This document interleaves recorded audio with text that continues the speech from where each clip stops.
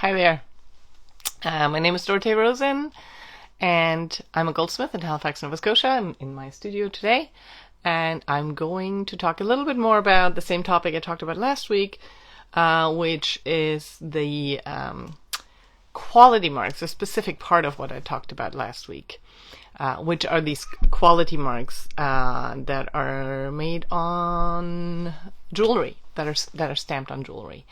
So, as I was saying last week, the stamps, and I couldn't get into the studio last week because my lock was frozen, so I wanted to show you this week. So I guess I'll start by showing you. So how do these marks get in there? These are some of my quality marks. They also call purity marks because they will tell you what the purity is of the metal, and you can see that some of these are super teeny tiny. I could not locate my little... This is like, it's so tiny. This is an 18 karat stamp. And then I have one that's even tinier for teeny tiny. Because sometimes there's not a lot of room inside to stamp. And these ones are have a bent shank because they are for inside of rings. But there are also straight ones, like this. So if it's not going inside a ring, then it's just a straight stamp. So this is what they look like. They're made of hardened steel, and they have this teeny tiny bit in the front that then makes the impression. There's a newer style of them. They are shaped like this, and if you can imagine, this is, by the way, it's a brass hammer that I use for this, so in order not to damage the top of the stamp. So you can imagine if I'm going to hit this with a hammer like this, the force is transported straight into this little guy, which is what the mark is. It's teeny tiny in there. You just can't see it, that's all. Yeah, I wish, but no. But you can see it's very small. So these ones are actually much superior, and I love these. I found the stamp maker. If you are a maker watching this, feel free to reach out, and I'm happy to pass along my source for those. Those particular ones I had made for my Fair Mind Gold, the certified Fair Mind Gold, which is a highly ethical metal, and one has to be a licensee and registered in order to stamp this. So that's what those ones specifically are for, my newest ones. And then this one, I said this last week too. So this one is what is this? 18 karat stamp. And then this one is the stamp that I had custom made that has my logo on it, my maker's mark, and you can see how it has these hammer marks from being forged. This is an old school made stamp. Whereas these new-finagled ones I actually also have one like this now because I needed a smaller one. So those are the types of stamps, and they go onto the metal. You can imagine I need something underneath it, so I use a steel block, in this case, either steel block, and put the metal and then put this on top and then hit it with a hammer, right, and the impression gets made.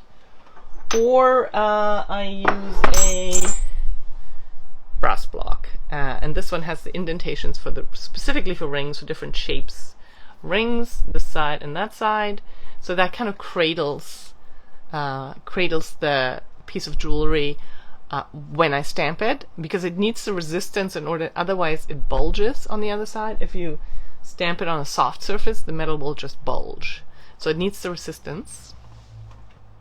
And then I use this kind of hammer. There's lots of different kinds of hammers we have in making jewelry. The brass hammer is, because the brass is softer than the steel, I want to preserve I'd rather buy a new hammer than a new stamp. Just because I had it out. This is a mallet. It's rawhide, and I use this a lot for shaping metal, like the 1-footer rings and things like that. And this is a planishing hammer, so that's a whole different thing. Okay, so what else did I want to tell you? Oh, there's also, I didn't set this out. I wonder if I have it nearby.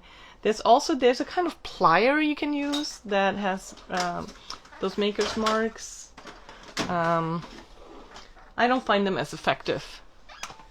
I like the stamping, old school. And then just a little bit more about also the kinds of marks you see. So you're probably familiar with 925, meaning 925 parts out of 1,000 is silver, and the other 75 parts are usually copper. That's in sterling silver. So 925 stands for sterling silver.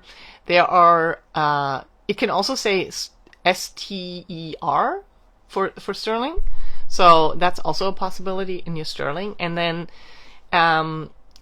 in a similar way, 18 karat gold is usually what a North American stamp would look like. But that same stamp, if that was happening in Europe, it would say 750. So the excuse me, 18 refers to it being 18 parts out of 24. So pure gold is 24 karat.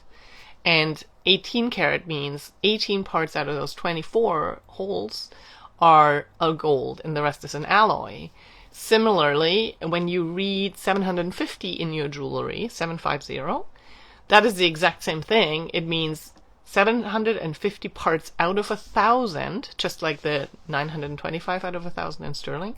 750 parts out of 1,000 are gold, and that's the same as 18 karat. And then it kind of goes down the line that way. By the way, that 750 parts out of 1,000, of course, is the same as 75%. So 75% of the metal in 18 karat gold is gold, and the rest is an alloy. And then, if you can imagine, as you go down, so 14 karat is 585 parts out of 1,000. So now we're talking 14 karat gold is 58.5% pure gold. And then when you get to 10 karat, we're at 417 parts out of 1,000. So meaning 10 karat gold is less than 50%. It's 41% gold. So my professors at NASCAD University, when I was studying jewelry design, would say that 10 karat gold shouldn't be allowed to be called gold. So that's kind of interesting to know. And also, if you ever sell your scrap gold, it's not going to be worth very much, just so you know. And then there are a few other marks that you might come across. Oh, the sun just came out. Such as you might see PD, which would stand for Palladium. And Palladium, sometimes it says 950 PD, so that's 950 parts out of 1,000. Or PT as platinum. And then platinum has, if it doesn't say anything other than PT, it means it's 95% minimum platinum. And you might also see PT or PLAT with like a number like 850 or 950. 900, and that will say that it's 800 parts platinum out of 1,000, or 850 or 900. You get the drift. And the other kind of things you might see are like GF for gold filled, meaning there's the teeny tiniest amount of gold on top of another, usually a base metal. Or GP, which means gold plated, and that's actually a thicker amount of gold. And then there's also another way of adding gold, but that's what those mean. And the other thing that I thought you might like to know is that if you ever see CW inside a ring, this would be a ring with diamonds. CW stands for carat weight, so that means the total carat weight of your ring. So if you have let's say an eternity band where you have diamonds all the way around, it's all the little diamonds carat weight all added up together. So that's also interesting to know. So that's all I'm going to share for today. And if you have any questions for me that you'd like me to address in one of these, I'd be more than happy to. All right. You have a good day, and I'm gonna take a break next week, so I'll see you probably in 2 weeks, maybe even 3.